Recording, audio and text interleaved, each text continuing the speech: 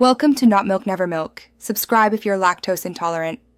You begin with the basics. Make sure your AirPods are paired and actively connected to your iPhone.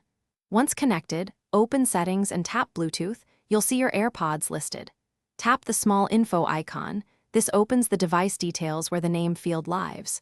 You're doing this now because changing the name while disconnected can fail.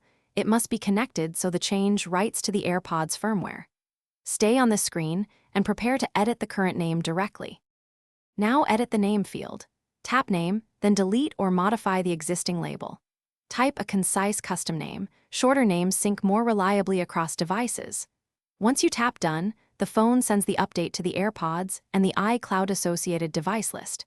Make sure you remain connected and close to the AirPods during this write. Interference or low battery can interrupt the save. If you use a Mac, the same change appears there once iCloud sync completes, which usually happens within a few minutes. Finish by verifying the new name shows on your iPhone, iPad, and Mac Bluetooth lists. That confirms the change persisted. If the name reverts, reconnect the AirPods, perform a reset, hold the case button until the light flashes amber then white, and repeat the rename while connected. Make sure AirPods firmware and your iOS/Mac OS versions are current, and that iCloud device syncing is enabled. These factors ensure the name sticks across devices and prevents future mismatches. Thanks for watching. If this was helpful, leave a like and consider subscribing. See you next time.